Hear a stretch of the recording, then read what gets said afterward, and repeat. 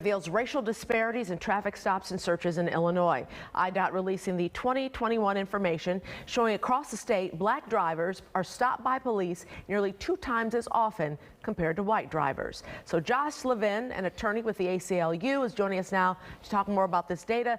Josh, you said that black drivers from across the state have raised concerns for years that police are more likely to stop them than white drivers. This isn't new. I mean, the data is now showing it, but this isn't new. So now what? It's not new at all.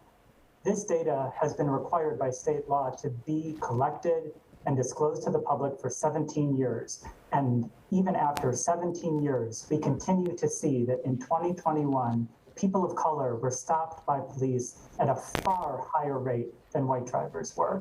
So in Chicago, for example, black drivers were stopped 5 times higher rate than white drivers were.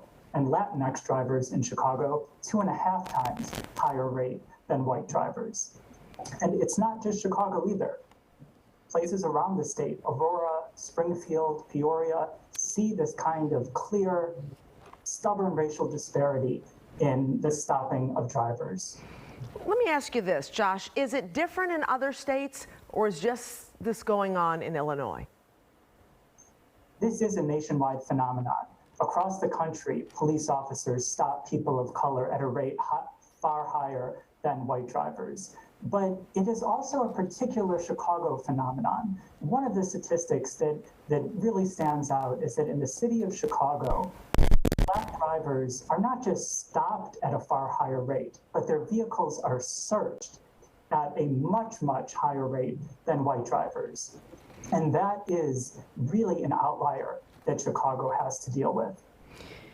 We have seen video of black men being pulled over with the police officers, ultimately shooting them or beating them and things like that. With the repetition of this video coming out, going viral, how does this seem to continue, and what do we do to stop it, Josh?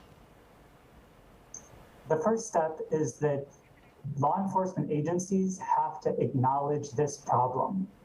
But the data is there. The data is right there. When our state legislature passed this statute requiring the release of this data, the intent was that it needs to be a problem-solving tool that law enforcement agencies will use to manage and solve the problem.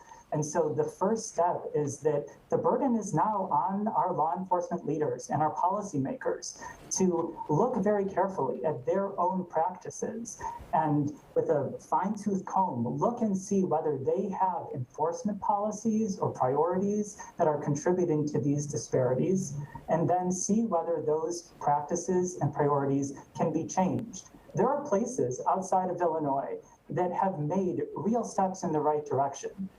Virginia, for example, was the first state last year to ban officers from pulling people over for low-level technical violations like having an expired tag.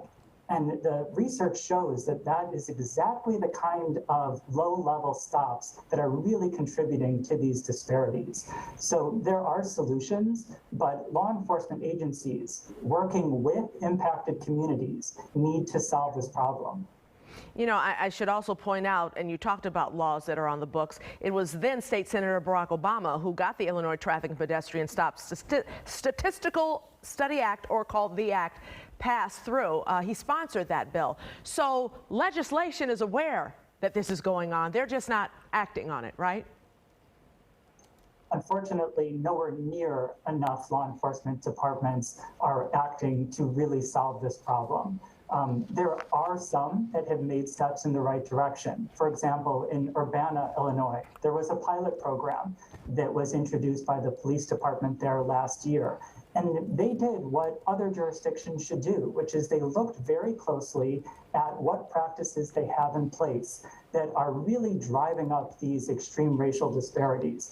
And they saw that for specialized task forces in high crash areas, there aren't very many racial disparities. And so then they adopted a pilot program to limit traffic enforcement to those high crash areas. So there are real solutions out there if we're willing to sit at the table with law enforcement leadership and come up with solutions to this problem of inequities in police officer stops. Thank you, Josh, so much for giving us this data and talking to us today. We appreciate it.